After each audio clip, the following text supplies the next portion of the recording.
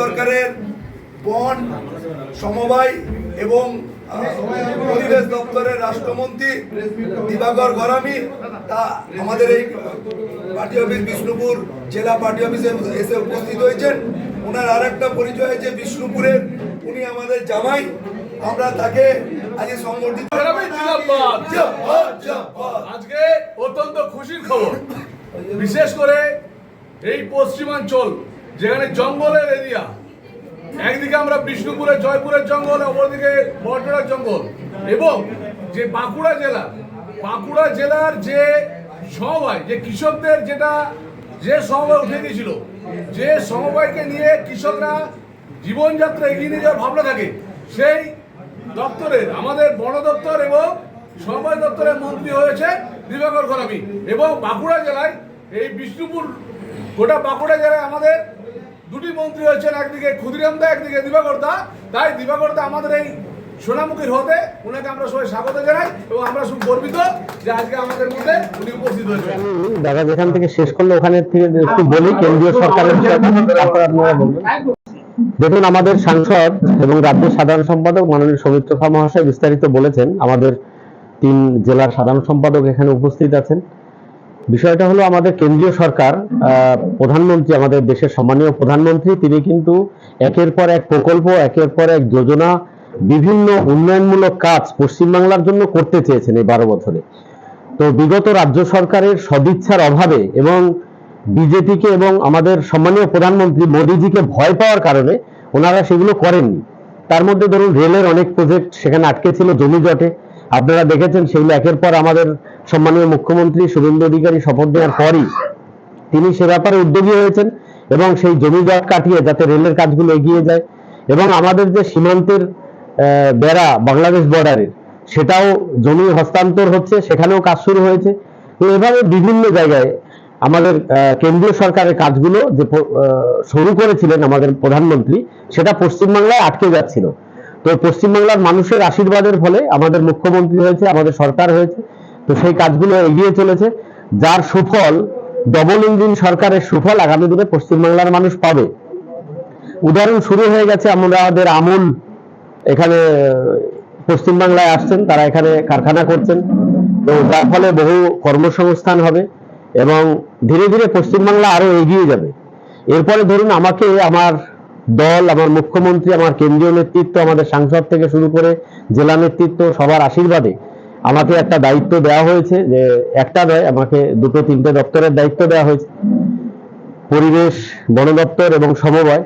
তো সেখানে আমাদের যেহেতু বাঁকুড়া জেলা একটা বনাঞ্চলের মধ্যে পড়ে, তো সেখানে এই বাঁকুড়া জেলায় আগামী দিনে আমি আস্তে আস্তে আমাদের সাংসদ মাননীয় সৌমিত্র খা মহাশয়ের সঙ্গে আলোচনাও করছিলাম যে আমরা কিভাবে এই জঙ্গলকে কাজে লাগিয়ে আমরা এলাকার উন্নতি করতে পারি এবং আমরা আমাদের বনাঞ্চল আরো বাড়াতে পারি। এবং তার সঙ্গে সঙ্গে এই যে সমবায়, যেখানে কৃষকদের সঙ্গে একটা বড় সম্পর্ক জুড়ে আছে, সেই সমবায়গুলোকে আগের সরকার লুটপাট করে তারা কিন্তু কৃষকদের কাছ থেকে দূরে সরিয়ে নিয়ে গেছে।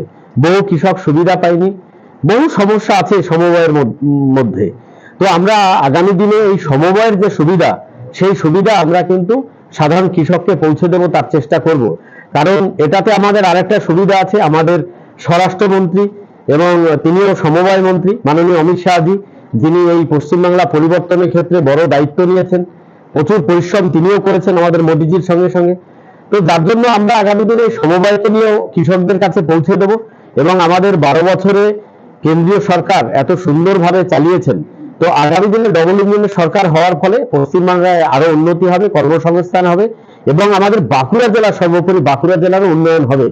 বাঁকুড়া জেলার উন্নয়নে অনেক জায়গা আছে, সেই জায়গা আমরা ধীরে ধীরে আলোচনা করে আমরা সবাই মিলে এটা করব।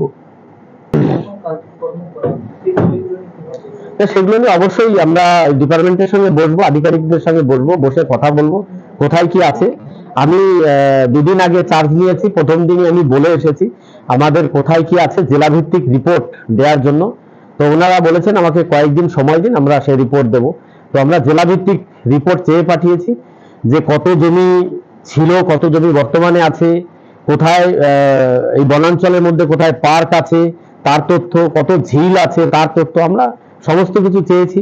এবং সেগুলো ওনারা রেডি করছেন। আমরা পেলেই এই ব্যাপারে আমরা কাজ শুরু করবো। ইকো ট্যুরিজম নিয়ে আপনার কি পরিকল্পনা আছে? ইকো ট্যুরিজম নিয়ে সেটা তো অবশ্যই আছে, আমাদের হবে। আমাদের সাংসদ এর আগে অনেক এ বিষয়ে চেষ্টাও করেছেন। আমরাও সবাই মিলে, সাংসদ, বিধায়ক, আমাদের জেলাতে সমস্ত বিধায়ক আমাদের আছে, তো সবাই মিলে আমরা প্রশাসনকে সঙ্গে নিয়ে আমরা অবশ্যই এই কাজগুলো হবে। আর মুখ্যমন্ত্রী একটা কথা বলেছেন, কথা কম কাজ বেশি, তো আপনারা দেখতে থাকুন, কাজ হবে। প্রচুর টাকা তছরূপের ঘটনা আছে, বিপুল পরিমাণে দুর্নীতি। দেখা যাক, তথ্য পেলে ব্যবস্থা হবে। বিভিন্ন জায়গায় হচ্ছে, তো আমরা তো শুনেছি এটা, কিন্তু তথ্য চাই, তথ্য পেলে অবশ্যই ব্যবস্থা হবে। কোনো চোররা ফাঁকায় ঘুরতে পারবে না, এটা নিশ্চিন্তে থাকুন। আমি তো বললাম, তথ্য পাই, সমস্ত কিছুরই ব্যবস্থা হবে। সরকারি জমি কেউ দখল করবে এটা হতে পারে না। বনের জমি বনকে ফিরিয়ে দিতে হবে। আর সেই জমির কাগজ তথ্য যদি সব থাকে বন দপ্তরের কাছে, আমরা সে ব্যাপারেও ব্যবস্থা নেব, কোনো চিন্তা নেই। সরকারি জিনিস কেউ গায়ের জোরে ভোগ করবে, এটা করতে দেওয়া হবে না। এটা আমাদের মুখ্যমন্ত্রী অনেক আগেই বলেছেন এবং তিনি সে ব্যাপারে দেখছেন, আপনারা কাজ করছেন। ওনার সহযোগী হিসেবে আমরাও এ ব্যাপারে সচেষ্ট আছি।